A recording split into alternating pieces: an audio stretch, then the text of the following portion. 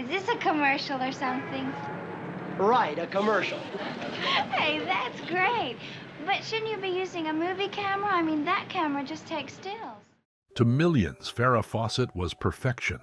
She was the golden girl of the 1970s, the star of Charlie's Angels, and the woman whose red swimsuit poster became the single most famous pinup of all time.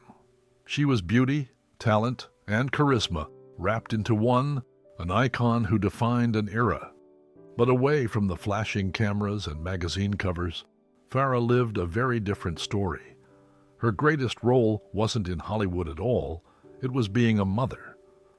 In 1985, she welcomed her only child, Redmond O'Neal, the son she shared with longtime partner Ryan O'Neal. Farrah doted on Redmond, shielding him from the chaos of fame whenever she could. Friends often said she was fiercely protective, and Farrah herself admitted, "Being a mother is my real role. Everything else is just work." Yet while Farrah's name became synonymous with glamour and strength, her son's life took a far more troubled path. Struggles with addiction, arrests, and a string of legal battles would make Redmond a tragic figure, in sharp contrast to the dazzling legacy of his mother. So, what really happened to Farrah Fawcett's only child? And how does his story reflect both the power and the pitfalls of growing up in the shadow of Hollywood royalty? And if you are into classic Hollywood icons, amazing stories, and newly discovered insights, then hit that subscribe button. We are on our way to 10,000 subscribers, and your support will mean a lot to our channel. Farrah Lenny Fawcett was born on February 2nd, 1947, in Corpus Christi, Texas. The youngest of two daughters, she grew up in a modest Catholic household with her parents James and Pauline. Her father worked in the oil industry, and her mother was a homemaker. From an early age, everyone noticed her natural beauty. Classmates later recalled that Farrah didn't even need makeup to turn heads. At W.B. Ray High School, she was a cheerleader and voted most beautiful by her senior class.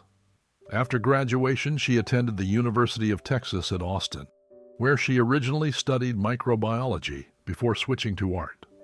It was during her time at UT that a talent scout spotted her photo in a campus yearbook and encouraged her to pursue modeling.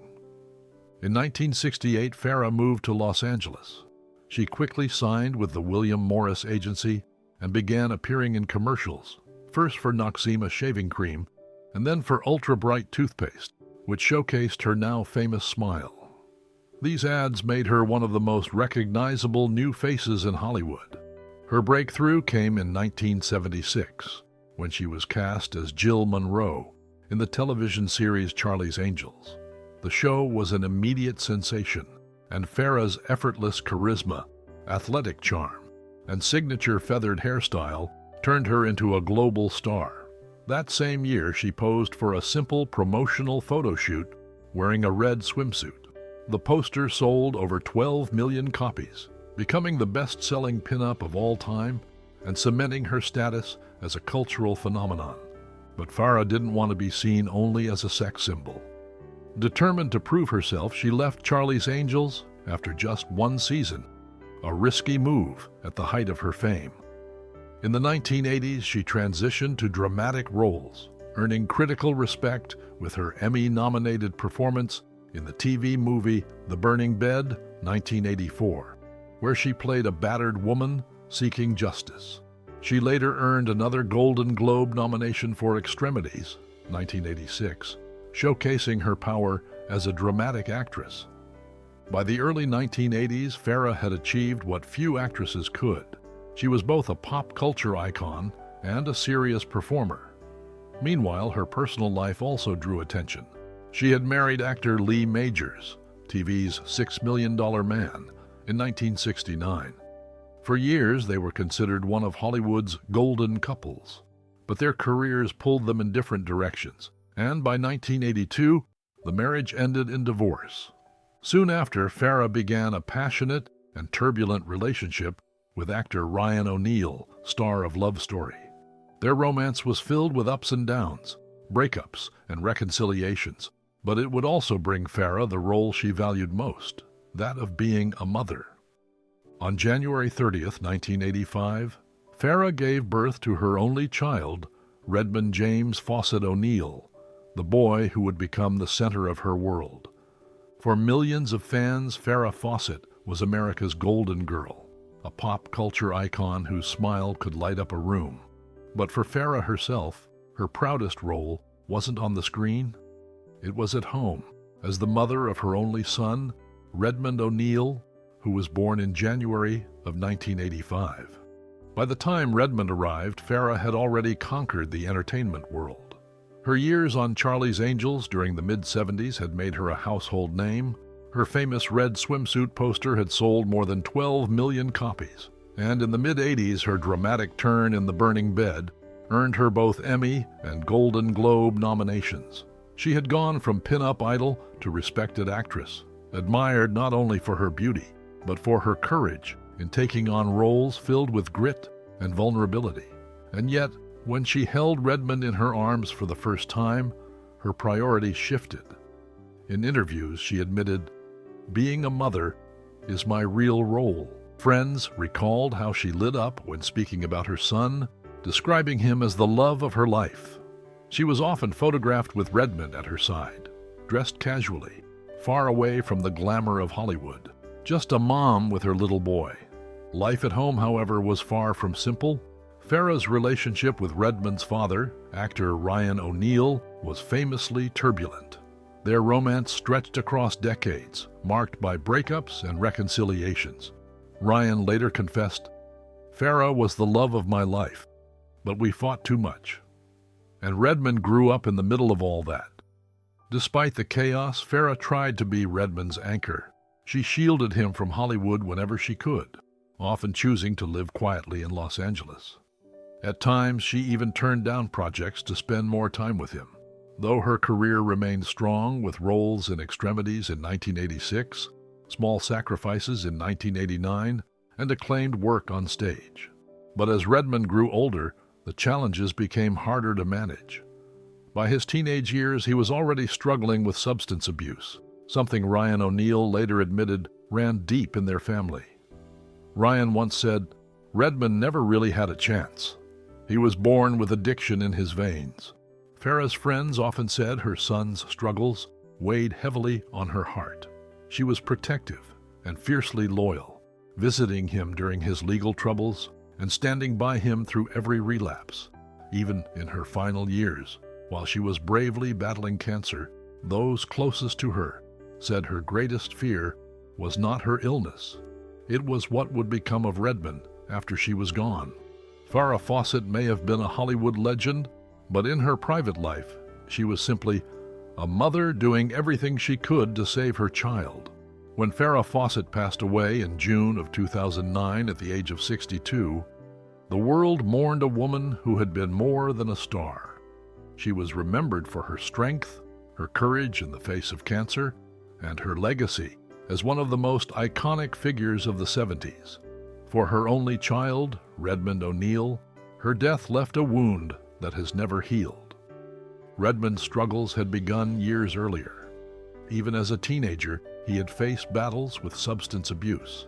His mother's fame meant that every misstep was magnified in the tabloids.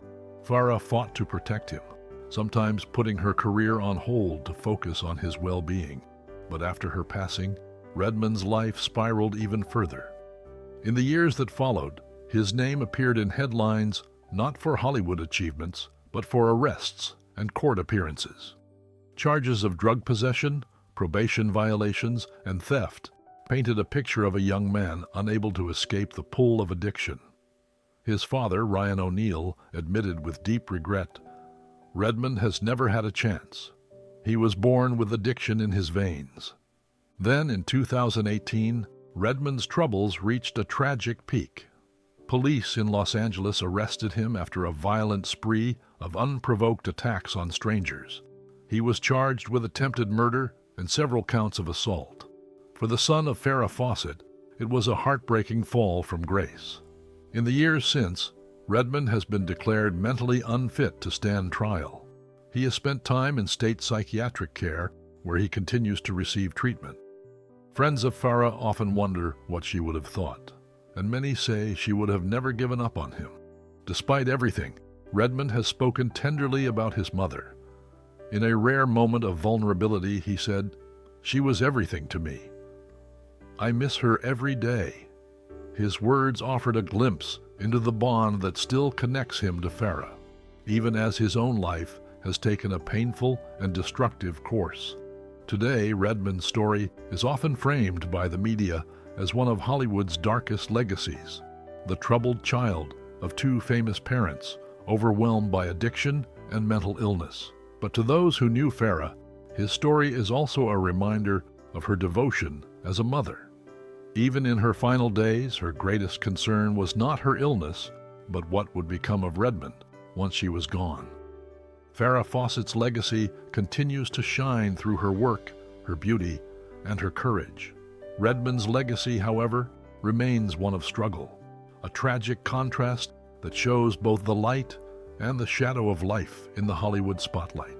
Farrah Fawcett's legacy is undeniable. She will forever be remembered as Jill Monroe, the dazzling angel who captured television audiences in the 1970s, and as the woman whose red swimsuit poster became a symbol of an entire generation. But she was more than a sex symbol. Through films like The Burning Bed and Extremities, she proved herself as a serious actress, earning critical acclaim and showing courage by tackling roles that confronted domestic violence and trauma long before Hollywood was ready to face them. Her courage extended beyond the screen. In her final years, she documented her battle with cancer in Farrah's story, showing the world raw honesty and resilience. That documentary earned an Emmy nomination and reminded audiences that Farrah was not just a star, but a fighter. Yet while her career and bravery are celebrated, her personal legacy is more complex. Farrah's only child, Redmond O'Neal, has lived a life filled with challenges. Addiction, crime, and mental illness have marked his story, creating a tragic contrast to the bright image of his mother. Some see his struggles as a reminder of the difficulties faced by children of Hollywood, growing up in the shadow of fame, with pressure, instability, and expectations too heavy to bear. And yet those closest to Farrah insist that her love for Redmond never wavered. Even in her final days, friends said her greatest fear was not her illness, but what would become of her son when she was gone. That devotion, imperfect, complicated, but unconditional, remains an essential part of her legacy. Farrah Fawcett will always be remembered as one of the most beautiful and courageous women of her generation. But perhaps her greatest role was not as a television angel or a Hollywood star. It was as a mother, doing everything she could to protect and love her child. Farrah Fawcett was more than just a Hollywood beauty. She was an actress who broke barriers, a woman who fought her battles in public with courage, and above all, a mother who never stopped loving her son. Her life was filled with triumphs and tragedies, and her legacy continues to shine long after her passing. But Redmond's story reminds us of the other side of fame, the struggles, the shadows, and the pain that so often go unseen. While Farrah's name lives on in history, her greatest concern was always her child. So what do you think? Was Redmond's troubled path the result of growing up under the weight of fame, or was it something deeper? Let me know your thoughts in the comments below. And if you enjoyed this video, don't forget to like, subscribe, and hit the bell so you never miss another story about the hidden lives behind Hollywood's legends.